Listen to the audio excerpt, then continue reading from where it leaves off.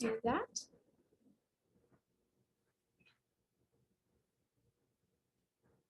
All right, so everyone should have gotten a little pop-up that asked them to just say that they're all right with being recorded because the meeting is recorded. Again, I know we just got a couple more entries, so just please keep your audio and your video off until we reach the interactive discussion at the end. On our agenda for tonight, we will have a session where we meet the staff of Election Services. There are a few of us here today who will be speaking. We'll also talk about different players that go into running an election. We'll go over the election cycle and the timeline. So if you've ever wondered when your next election is going to be or how much work goes into each election, we will discuss that as well. We'll also talk about election security. That was a hot topic in 2020, and I want to make sure that we get to answer all of your questions about that. And then finally, we'll talk about how to get involved if you want to work with this in the office. We will leave plenty of time at the end for a Q&A session because we really want to know what you guys want to know. So we're hoping that we get lots of good questions and that these questions can then shape future events like this so that we're really getting out to the community. I'll now hand it over to Corrine Duncan, our director, who will go over the staff of Election Services. Thank you, Kaylee. Oh, I'm sorry. Sorry, I just remembered too, if you guys do have questions along the way, you can feel free to put them into the chat. And then we will save them all for the end and we'll answer them in our discussion. Take it away, Corrine. All right, thank you, Kaylee. And thank you all for attending. I do apologize for my odd camera angle. We are in the Buncombe County warehouse for now while we transition to a new building. Again, thank you all for attending. I am very happy for all the attention that we received in elections last year. People know more about what we do than ever, and we really appreciate you taking the time to keep that ball rolling. So as Kaylee mentioned, we really want to focus this session on answering your questions. So we're wanting feedback on the things that you want to know about. So make sure that you're writing questions in the chat and that you raise your hand and we'll call on you and we'll try to learn more and direct future sessions based on what we hear from you. Today we have, in addition to myself and Kaylee, we also have Nagy Fox, who is our early voting coordinator. We have Kevin Roberts. He's going to go over the website, and he's also one of our recruiters. And we also have Jake Quinn, our board chair, here today for questions at the end as well. I am very, very proud of our team. So my section that I will be going over will present on the people of elections and also the structure. Elections are very, very complex and a lot goes into voting. So let's just dive in and get started so we can have our presentation be short and start answering your questions. The first part I want to talk about is just a brief overview of election structure in North Carolina. Every state across the country is different. In North Carolina, we are overseen by election law, and all of us have this law book here that we follow. And that really is what the guiding principles of elections in North Carolina is. If there are things that you want to have changed about how election administration happens, that is where you have to start, there at the legislature with your representatives. And later we will show how you can contact your representatives. In North Carolina, elections are overseen by a state. There's a statewide system. And at the State Board of Elections, there is a 5-member board and the director, that is Karen Brinson Bell, and then she has staff under her. That State Board of Elections sets procedures, and they also do the final audit and certification of the statewide elections. Then underneath the state, there are county boards of elections. So there's 100 counties in North Carolina, and we all have our own boards of elections. And we're going to focus today on what happens in Buncombe County.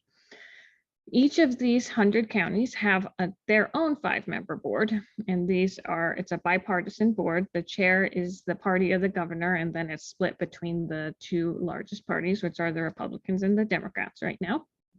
And then there's a director and staff. And in Buncombe County, there is myself and 7 other staff members, and I'll introduce them to you in a moment.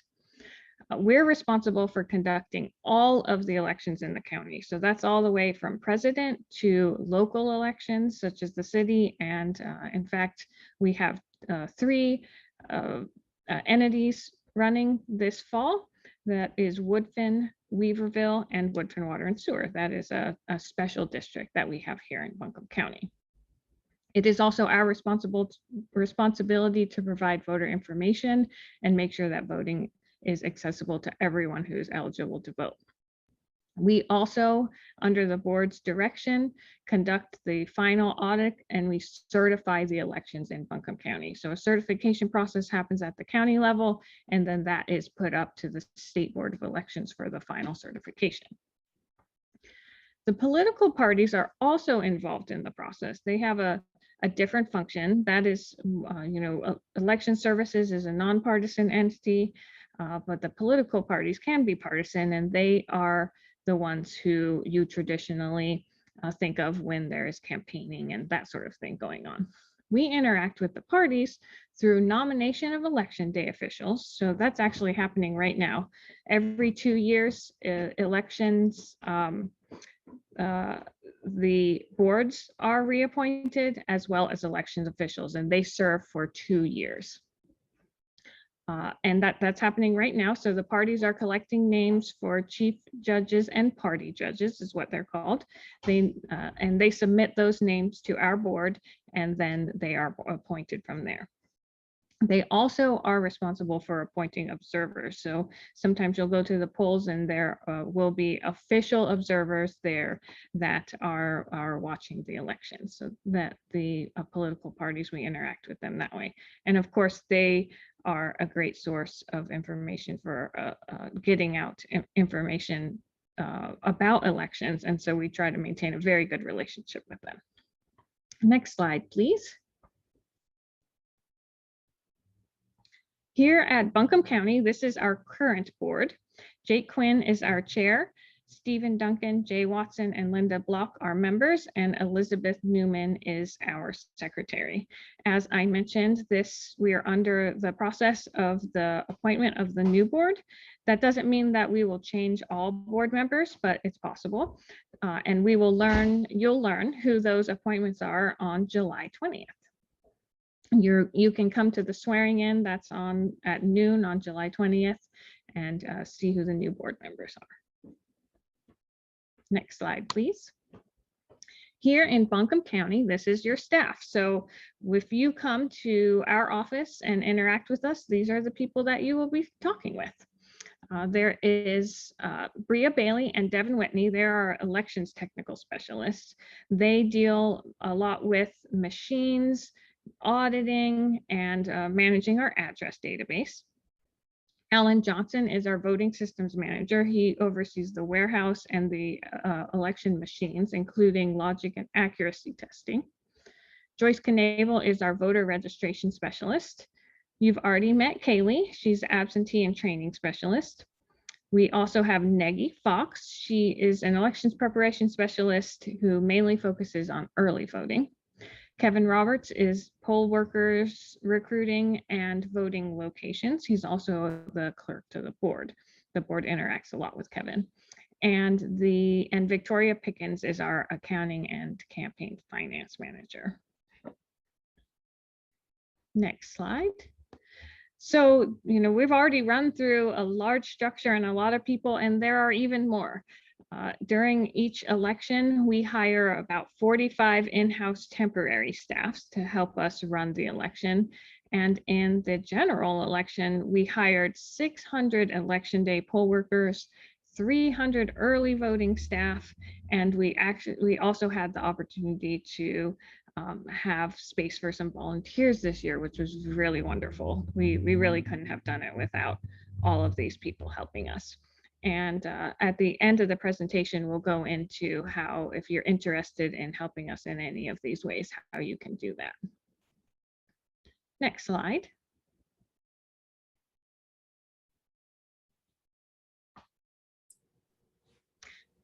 So this is an overview of the county and the election cycle, and I'm going to turn it over to Kaylee Nose to take it from here.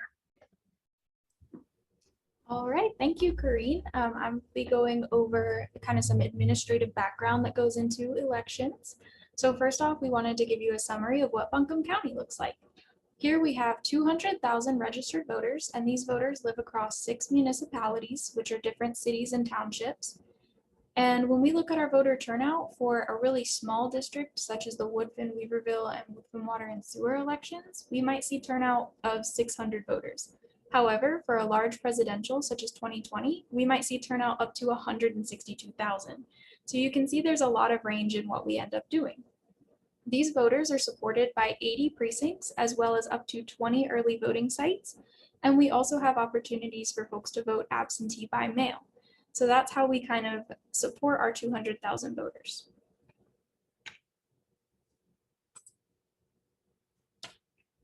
This next slide showcases our election cycle. We do display it here as a 2-year cycle, but it's important to note that in the office, we really think of our elections on a 4-year cycle because the presidential elections are so large and involve a lot of intense work. If we look at the left side of the slide, you'll see that I have odd years with us starting because, for example, 2021 is where we are right now. For July, which is also where we currently are right now, we do have a couple things going on. There is the appointment of our board members, as Corrine mentioned, that will happen on July 20th. And if you're interested in watching that, please visit our website and you can live stream the meeting or attend in person. We also currently have candidate filing happening, and this is for our November municipal election, which is Woodfin, Weaverville, and Woodfin Water and Sewer. If you're interested in filing for one of these offices and you live in one of those areas, please feel free to visit our office before July 16th at noon, which is the deadline to file. The next thing that we'll have happening in our odd year is appointment of election officials, which Corrine mentioned earlier. Then we roll right into our November municipal election. After this, we see candidate filing for the November general, which will happen all the way in an even year. The candidate filing in December will happen to get names on the ballots for the March primary, which is partisan. So different parties are nominating their candidates based on what happens in the primary. If there's a close race in the primary, we will see a second primary, which often occur in June. And then in July of even years, we do see another round of candidate filing for nonpartisan offices. So races where you would not have to have a primary to determine the nominee. All of that work goes into the November general election. And once we get there, the next slide will talk about what goes into running that election. Please note that really the process for this November general election started all the way back in December when our candidates filed for this primary. What we will cover though is for the November general election, what work are we putting in to make that particular day happen? Our timeline for this actually starts right around June when we start looking into what early voting sites we're going to use. These early voting sites take a lot of time to get together because, as we mentioned, we might have up to 20 of them, and we do have to have rental agreements or leases. We have to find good sites that have enough space for people. So a lot of work goes into making sure that our early voting plan is very strong. Absentee ballot requests start to come in around July. This is actually the time when we really see them start to bulk up, but you can request an absentee ballot as early as January. This is when people really start to kind of notice an election is coming up and start to think about the way that they might be voting and if they'll be on vacation or anything like that. In August, we will actually finalize our early voting plan, which involves submission of the plan to the State Board of Elections, and they make sure that our plan has enough sites for all of our voters. They make sure that they're evenly distributed in ways that make sense across the county.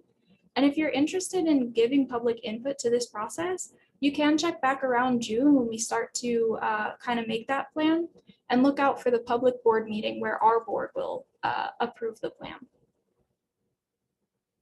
The next thing that happens is we actually have to create our ballots. People may not realize that this is a process which happens within the county because our ballots have races on them specific to the county. This process is very intensive. It involves a lot of proofreading, a lot of working with each other and with various other players, and we do have to submit these to the State Board of Elections. It also involves making sure that we are picking the right size ballot for the number of races which will be on there. Once we have our ballots created, we are then able to send out our absentee ballots, and this deadline is actually set by law. Before Election Day for a general election, this is 60 days in advance. For a municipal, it's 30 days in advance. And for a primary, it's 50 days. So it's just good to be aware of that because, for example, in 2020, if you requested your ballot really early, you may have noticed that you didn't get your ballot until the beginning of September. And that's because we were not able to send them out until after the ballots were made and once we'd hit that legal deadline. After absentee ballots get sent out, it is important to note that that's kind of the first start of voting. People are at this point able to cast a ballot. The next thing that we kind of ramp up doing is really getting our supplies ready for in-person voting.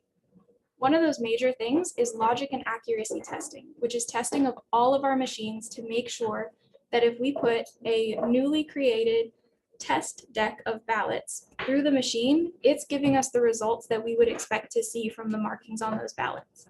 This happens with all of our machines and it makes sure that everything is running smoothly.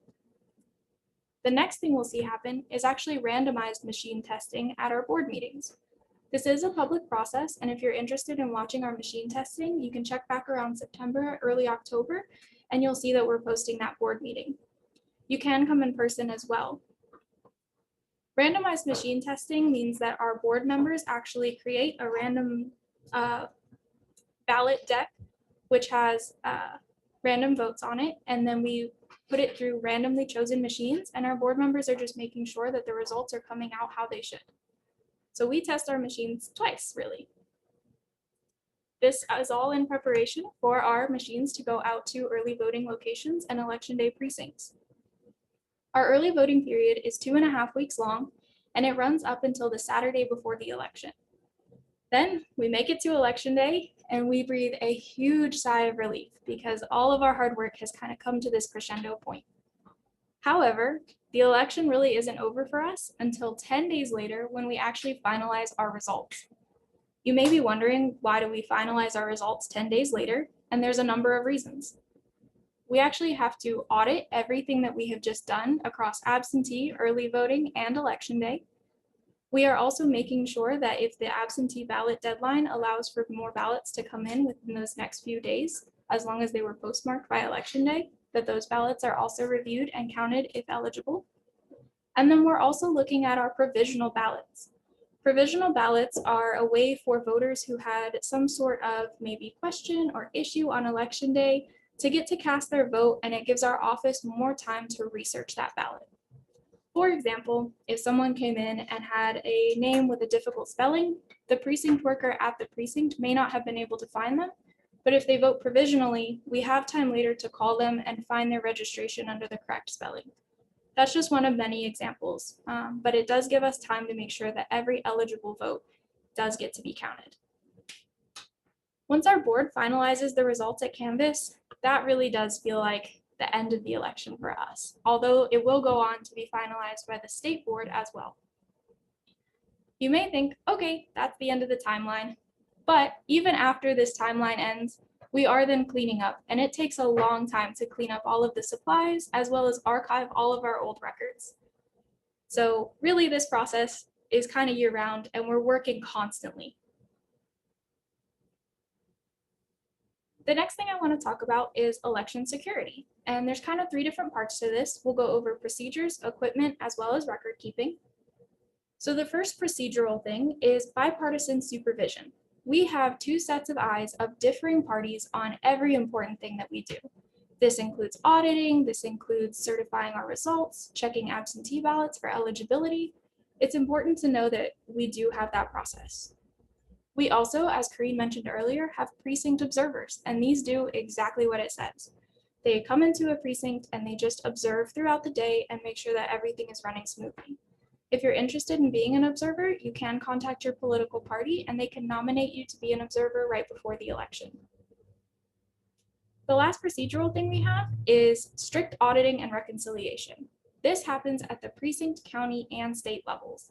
So every precinct and early voting site audit, for early voting sites, it happens even nightly. And then they turn their auditing forms into us. We audit it at the county level, and then we have to turn in our auditing forms to the state, and they also audit the process.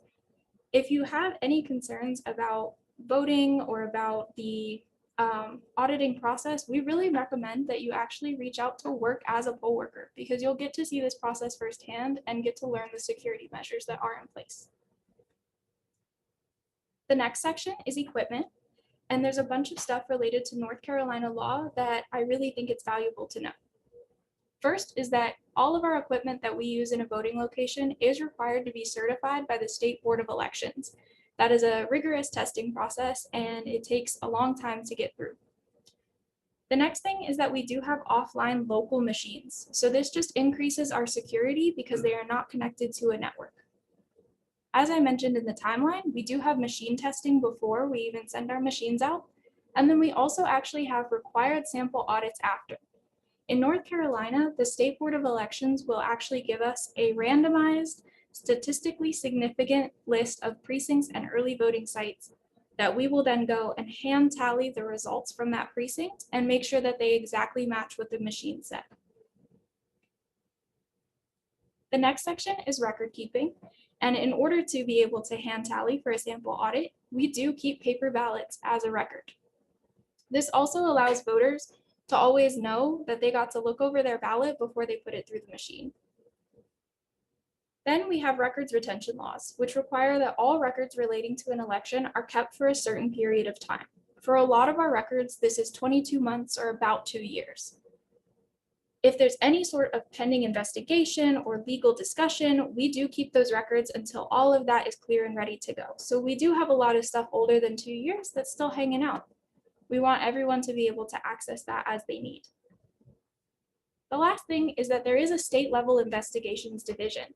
This is an entire investigations team which thoroughly looks into reports and is led by the State Board of Elections. Anyone can submit reports to this team, so if you ever have concerns, feel free to reach out to them. That wraps up election security, and I know it went fast, so please feel free to put questions in the chat and we can really expand upon what we talked about here. I'm now going to hand it over to Kevin Roberts, and he's going to give us a demo of our website, which is located at buncombecounty.org/vote.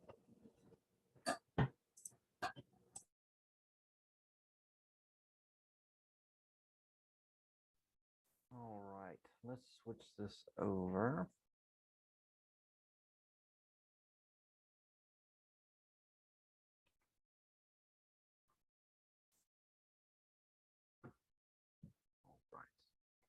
Can you guys see that? Perfect. All right, so where we are going to start tonight is on our home page, and that is buncombecounty.org/vote, and that'll take you straight to this page here. So on this page, you can see there is a ton of stuff. It can be overwhelming, but it is a lot of information that's important. But let's go through the first top section here in blue. This will take you to all these different sections, sub pages of our website, and we'll go through those here in just a minute. But on this main page, we have our main items, of course, registering to vote, requesting an absentee ballot form. You can look up your sample ballot as they become available, and you can even use the representative finder. This is actually a pretty neat tool. For instance, if I was to look up my own address, it would bring my information up here in the right-hand corner here in just a second. It should pop up. But what it'll do is it'll tell my information, my precinct, what district I'm in, as well as who is my representative for that area. So this is a pretty neat new item on our website that you all can use. So let me get back to our main page. And again, I'm going to go through this quickly, just as Kaylee has. And if you guys have any questions or in the future have any information that you want help finding, you can always give us a call and we'll help you. On our main page, we do have news and information, upcoming items such as the election coming up. Down below that, we have our current candidate list of people who have currently filed. This will have the Weaverville November election, the Woodfin and Woodfin Water and Sewer. This does have early voting information as it becomes available. Same with election day information. This will have the precinct maps if you're interested in seeing where your precinct is located. The board meeting calendar, that is a new item which will give you the meetings that are coming up and the directory of elected officials. This is a kind of a neat document as well, because as you go into this document and you kind of look at the names, you'll see such as, let's look at Weaverville Town Council. You'll see 2021 next to the name, and that is the date that that seat is going to become available. So it's just a neat document to look at, see who is currently in office and when their seat is going to come up. So let's go back to our homepage. Now here at the very bottom is an awesome piece where it is our events calendar, has everything coming up through the next months. You guys can click through and it just continues going. So if you are interested in that, you can look at that as well. So now coming back up to the blue ribbon at the top, we can visit our voter registration page. There you can look up your own voter information. You can get their voter registration form. You can click that and complete it online. Now you will have to print it out and sign it to send it back in, but you can get that information there. You can request an absentee ballot, and you can also look up provisional ballots to check the status. You can look at some voter tools as well as some frequently asked questions. Now, some other documents on here as well. This is a guide to misdemeanor and ex-felon getting back into voting. This kind of gives you your information as you complete your probation, pay your fines, things like that, and get your citizenship restored. The voter registration drives, this gives you information on that, as well as deceased voter form and cancellation of voter form. This gives information on the parties. The next thing at the very top is the voting and results. You can come in here and look at the different ways of voting / results of those. Now, I will note that on election night up here at the top, this will have a link to the results once they are done with the night and they've all been put into our system. And for instance, if you were to go to the election results page, you can see past election results. This will tell you by election, by county, by contest, by office. You can look at anyone in the state. You can do the whole state. This is pretty interactive. You can look at the details per contest. It's really neat. So if you all wanted to check that out, you can do that as well. So let's get back to our home page. Maps and data. This is a neat item as well, where you can look at district maps, precinct maps. You can also, with this is something I get asked a lot for data. The registration file here, I will click this. Negi, do you see the Excel that came up? No. Okay, so what this will do is once you click this registration file, this will download an Excel file, which then you can open and see everyone that is registered in Buncombe County. So you can manipulate data how you see fit for your precinct, for who and what your audience you're trying to hit. You can manipulate it however you want, and it's really, really, really effective. And a lot of people do ask about how to get that data. So this right here is very awesome. You can also look up past voter history data downloads as well. So moving on to candidates, if anyone is interested in the campaign finance reports, they are located here. You can go through those if you are interested. Now, under getting involved, as we talked about before, we do have board meetings. This contains all of our past meeting minutes, all of the future scheduled board meetings. This in here also has the links, and you can, I did want to mention, I did not mention before, you can go back, let's go back to our homepage. At the bottom, you can subscribe for notifications for our board as well. So if you guys are interested in recurring meetings, you can click on this and get those notifications. Now, our last piece of this page, and there's still a lot more, but the poll worker page. This is all the information on becoming a poll worker or an early voting poll worker. This gives the pay rate as well as just the information about training, the MAT teams, if anyone is interested in that. That is, here is our poll worker application as well. And what some people do not know is that we do a student assistant program for students who will be at least 17 years old on election day.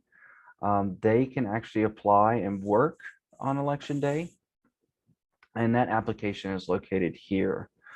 With the poll workers and what we are looking for in poll workers, I will go ahead and pass that on to Nagy Fox, who is up next to talk.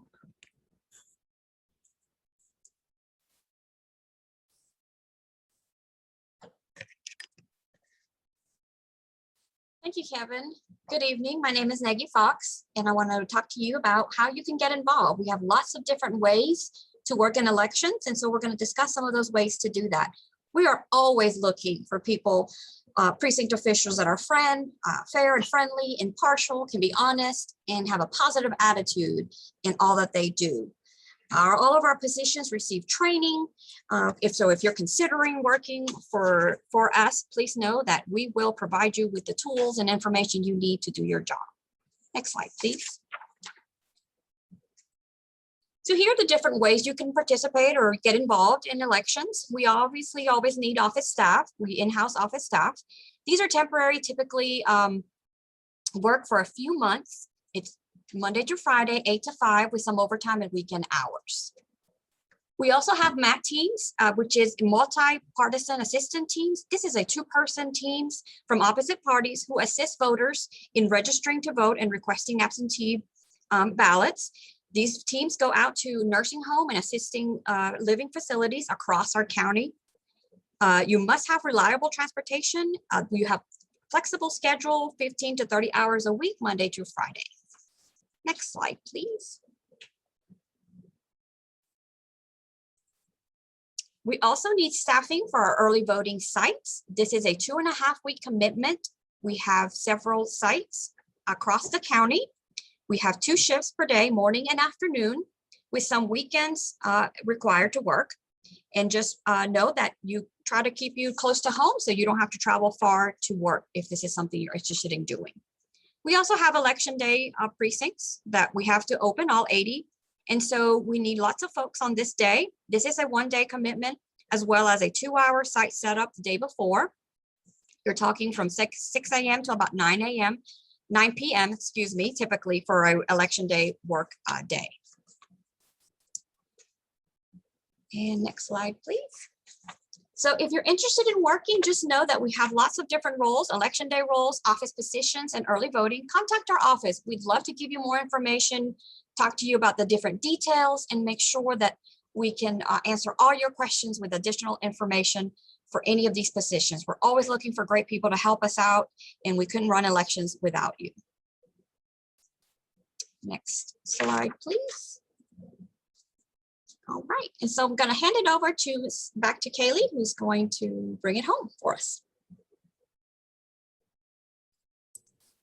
All right, thank you, Nagy. I will wrap us up with how to stay up to date, and then we will address the questions that have been rolling into the chat.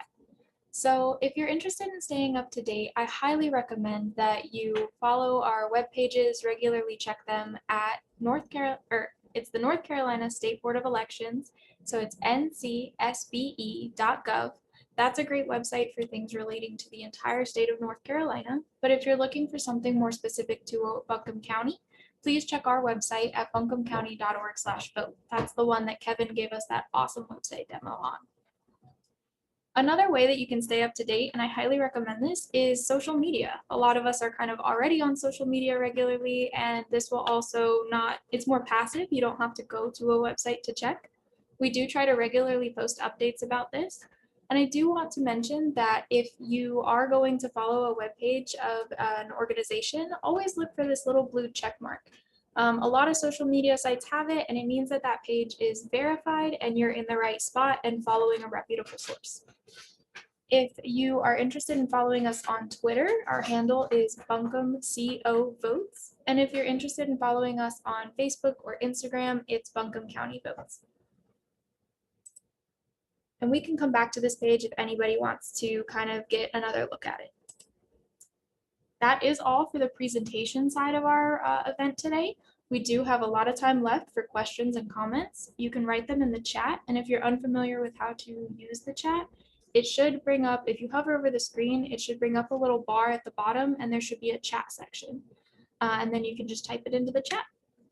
So we have lots of good questions rolling in already, and I think I will go ahead and start reading some of these out for us to answer.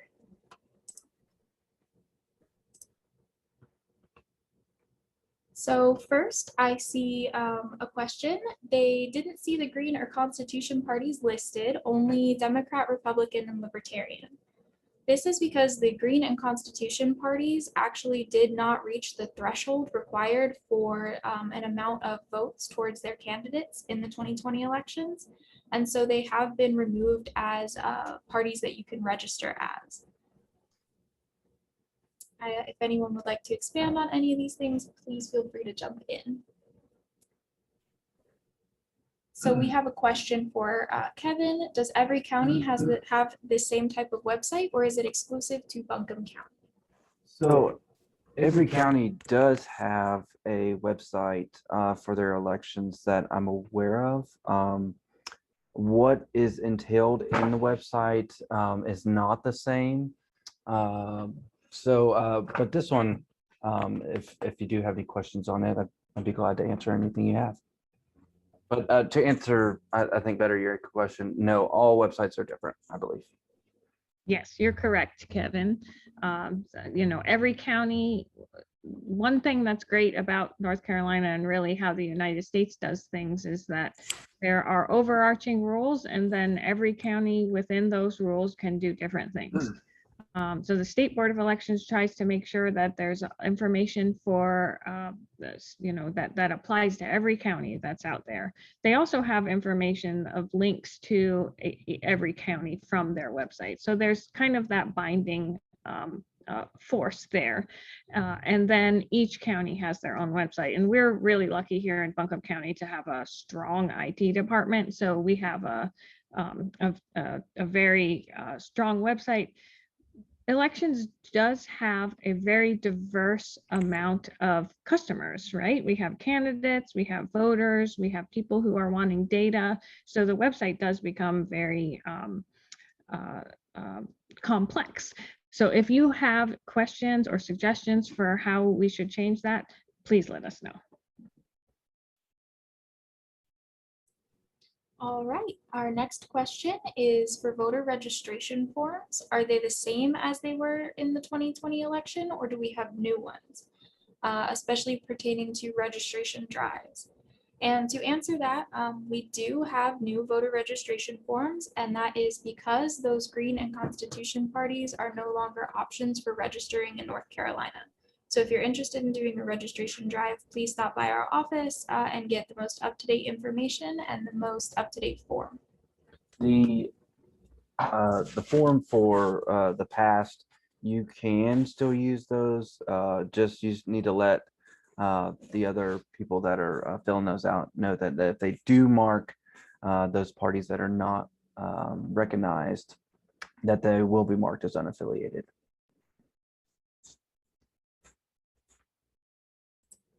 We have another question. If we are using the new forms, registration forms, where do we get them? You can stop by our office and we have a number of them that we can give you, or you can also go on our website. I believe the form has been updated on there. Is that correct, Kevin? That is correct. All right, we have, please confirm that in 2021, there are no elections scheduled in any precincts but Woodfin and Weaverville. That is correct. The elections for 2021 relate to Woodfin, Weaverville, and the Woodfin and Weaverville Water and Sewer District. That is almost true.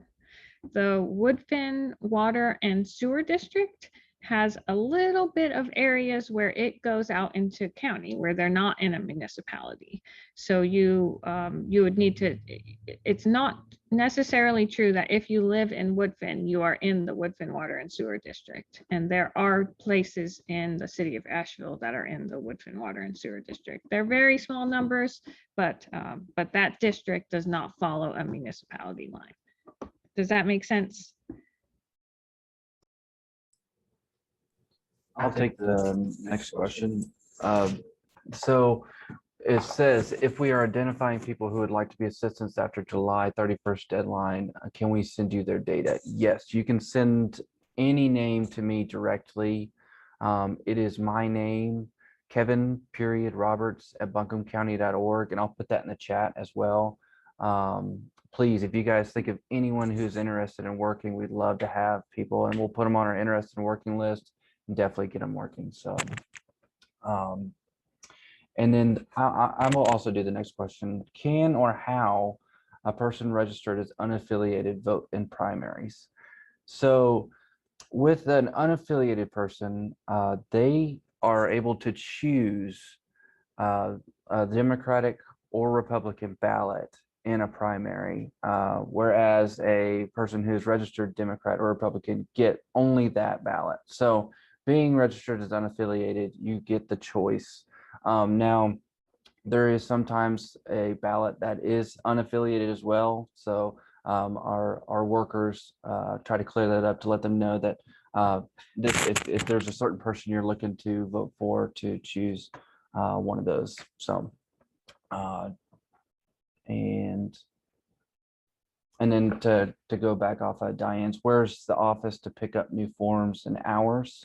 Our office is located at 50 Cox Avenue, just across from the bus station downtown. That's where we're temporarily located.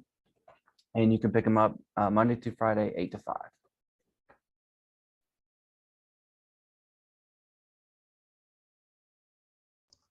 I did see a question at the very, very top that it says what are GS citations for elections, and GS stands for general statute. So those are the laws, the law book that I showed at the beginning. It's the general statute of elections with all those numbers, and so it's referencing what law is referred to.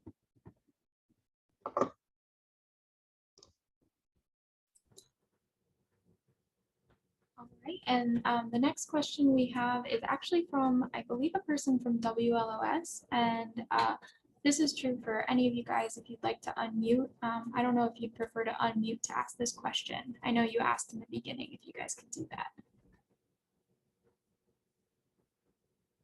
Oh, we'll have to unmute whoever wants to, because we turn that off. Okay.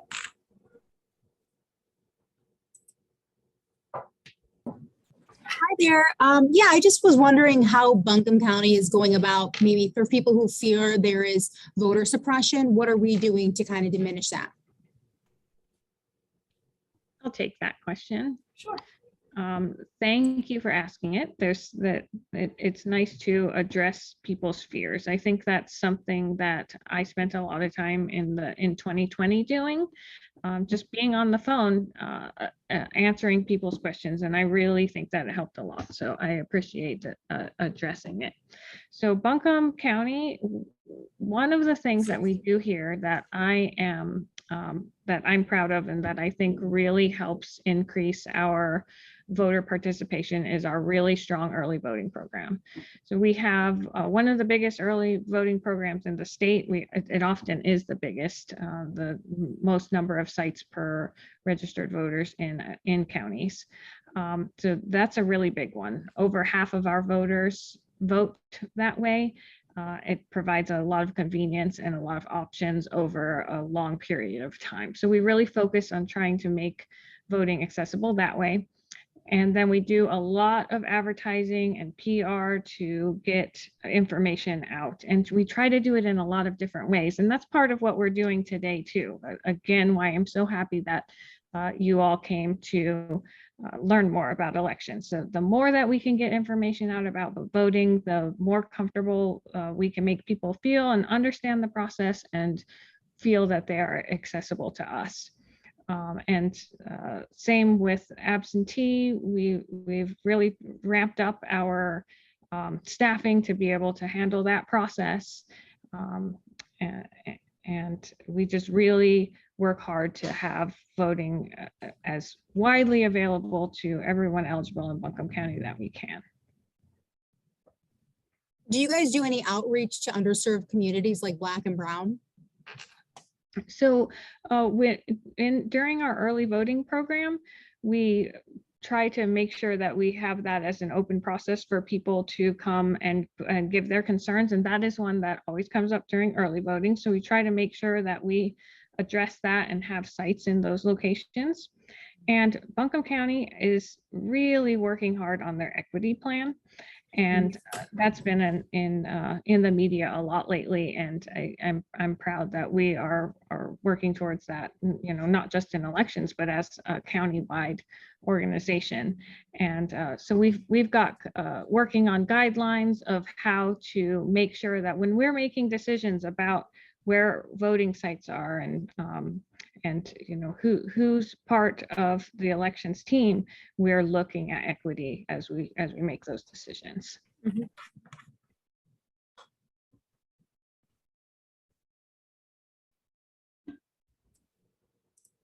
All right, I think I don't hear another question from WLS, but please feel free to message in the chat and we can call on you to speak again. Again, same with others. If you'd like to speak your question, instead of typing it in the chat, just send something in the chat so that we know to kind of call on you to speak. Are they able to raise their hand? Because if they could raise their hand, then we could just unmute them. I want us to be as interactive as possible. And I love, like, I can see there's 15 new messages in the chat. So I'm really happy that you guys are asking questions. I do believe people can raise their hand. Kevin, do you know how to walk someone through doing that? I think it's in the reaction section. If you click on reaction, you can raise your hand. I'll do it so that you can see what it looks like. So at the very bottom of the website, or very bottom of this page, if you just scroll your mouse down, there's a little black line that'll pop up with security, participants, chat, and all that. There is a reactions with a little smiley face there. So if you click that, it has a bunch of different little emojis. You can raise your hand or send hearts or celebration since we're so awesome. Yeah, send hearts. And I can add to that as well. If you are on a tablet, you can click in the top right hand. It says more, and then all of your reactions come up along the bottom of the little pop-up box. So if you're on a tablet, that's how you can access it. Moving forward in our questions, we do have a question about, can an unaffiliated voter vote a libertarian ballot in the primary? So the way that primaries work is if the party opens up their primary and allows unaffiliated voters to participate, then yes. And we have seen in the past that the Libertarian Party does do this. So there's a good chance that you would be able to do that as an unaffiliated voter, but the party decides every time. Then we have a question. Can you talk about the status of photo ID requirement at this time in terms of state and federal litigation? At this time, all we know is that it is still pending. Corinne, I don't know if you'd like to speak any more about it, but that's all I'm aware of. For the photo ID, is that what you said? Yes, yep, yeah, it's the same case that has been going through the courts for quite some time now. And until that case is resolved, that no photo ID will be required. And Corinne, if you'd like to take the next question as well, it is, are you allowed to attend a party precinct meeting to explain your work? To explain your, as like a poll worker? Rosie, if you could expand upon that question, just clarify what you're asking, that would be awesome. So I'll take this next one. Martha, that first question that you asked, how can I tell if a provision I am concerned about is federal, state, or county regulated? If you could expand just a little bit more on that one. But the other two questions you had, how do you decide how many machines are to be positioned in early in election day locations? That we decide by how many people are, one, in the precinct, two, how big an election would be. So like for November, my plan is to put 2 machines at each location. But we're only looking at maybe a total of a few thousand people coming out total if everyone comes out. But now, like in December, I wanted to put 4 to 5 machines at each place to cover all of our bases, since hopefully we were hoping all 200,000 of our voters would come out. So really it's just by the election and by precinct is how we decide for machine there. And if you mean by machines, computers, for our DS200s, 1 machine per precinct. So as a precinct chair, I see that you're having a hard time recruiting judges due to that all-day commitment. If you want to give me a call tomorrow, I can give you more in depth on how to recruit people, or maybe I can help you look up some people, give you some more ammo to go out and find some more workers. But I do agree that the all-day commitment is hard. Unfortunately, by statute, it is required. One thing that does help with that is you're not just sitting at one station all day.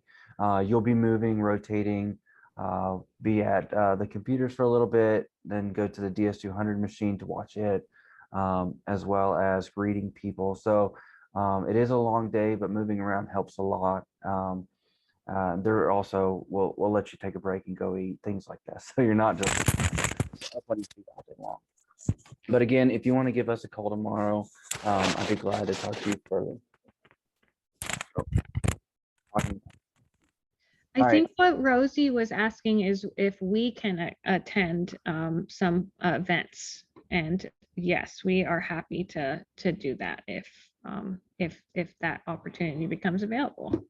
We try to make sure that we're balanced. So if we're coming to see the Republican Party, we want to do that for the Democratic Party. So, but we want to get as much information out there, and the parties really help us do that. So we want to share information any way we can. One last thing to Martha's question, the half-day shifts. Now Negi with early voting, she does do half-day shifts, but it's also a 17-day commitment. So it kind of balances out. But now some people like that. They don't mind to work more days as long as it's just a half day. So if you want to reach out to Negi as well, she can give you more information on that. You see a couple people have their hand up. I'll start here.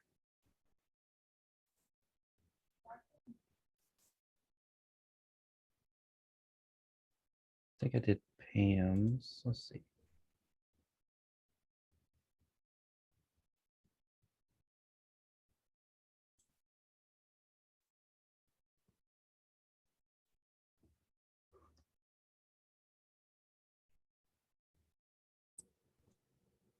Pam, if you would like to speak, we see that your hand is raised. I think I've hit the ask to unmute button, so you should be able to unmute yourself.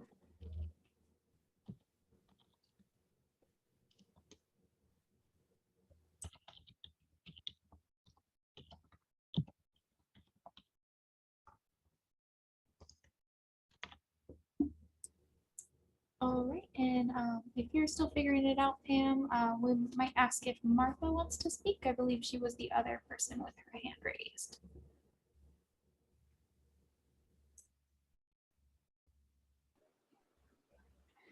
Yes, my question was, another question was about, I know that there's sometimes that party chairs or party officers cannot participate in the process. Could you speak a little bit about that for people who really would like to get involved both with the party and with elections in general? Yes, so as a party chair or an elected official by your party, to work in an election, you will have to step down as the chair. Unfortunately, with the statute, it does say that that's not allowed. But if you do step down as the party chair, we can get you in to work, or whoever's interested.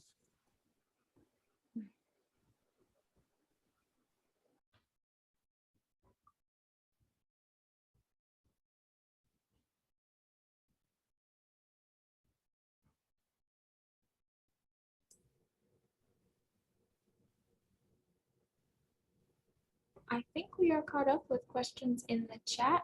If we happen to miss yours, please go ahead and resubmit it and we'll look at it. But I do believe we have everything. We are right about at our 6:30 time. We are happy to stay on a little longer and answer any more questions that people have. So feel free to let those questions keep flowing. But if you are trying to hit your deadline, we just thank you so much for coming out. I'm sure Corinne might want to say another thank you. And we're really glad that you could join us today. Let us know feedback about this event in the chat too. We'd love to know if you guys want to see more like this. Yes, absolutely. Kaylee's right. These opportunities to connect with you are very valuable to us. So thank you for being here. And yes, ask more questions if you have them. You know, what else would you like to hear about? Is there anything that we didn't cover that you want to know? Questions, suggestions, telling us comments on our website, or anything that you might have comments on, we want to hear them. Thank you. I'm also going to put our email in the chat, elections@buncombecounty.org. And if you guys have further questions or anything, you can feel free to call us or contact us at that email. That's right. And our website, if you scroll all the way to the bottom of our homepage, it has all of our contact information, our address, all of our names, who we are, our board members, emails, phone numbers, all of that. So you can contact any of us.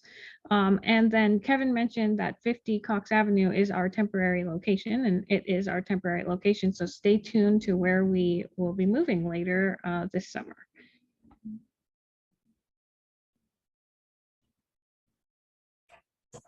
It looks like Mary has a question on, she said, sorry to repeat, I was wondering if anyone can ask for absentee ballots.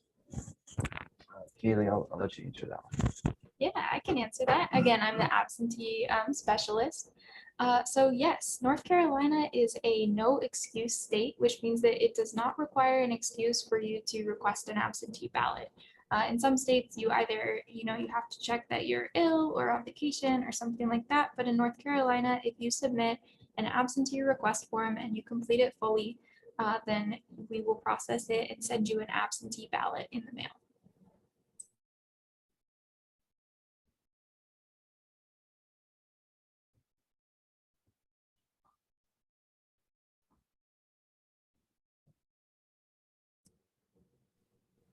Someone mentioned hoping that the recording will be on the website. I am not actually sure if the recording will get posted. Corinne, did you have any ideas about what we were going to do with it? We will have the recording. We could probably send it for, we can find a way to get it for anyone who wants to use it. What I'll do is I'll get in contact with PR and get them to create a link for us, and we can send that YouTube link out. Yeah, we could put it on our YouTube channel. Yeah, and I think Corinne already mentioned this, but we will be doing a lot more of these informational trainings. So if you guys wanted to submit anything, like she said, any more information that you guys would like. Yeah, thank you for mentioning that too. And Buncombe County is sponsoring Shindig on the Green this year. And so the county has a booth there, and election services date is July 31st. So we will be there at that event too, if you want to see us in person. And you're welcome to just pop into our office anytime you like as well. Do you want to mention where that's located? Is it downtown? Yes, downtown. Oh my gosh, I don't know the name of that park. It's just the park downtown to me. I think it's the one by the courthouse, right? Yes. So on the note of recording, I think I will stop the recording. Again, we'll be on for a little while. We'll answer further questions, but yeah, I'm gonna go ahead and stop that. Yep. Thanks again for all being here.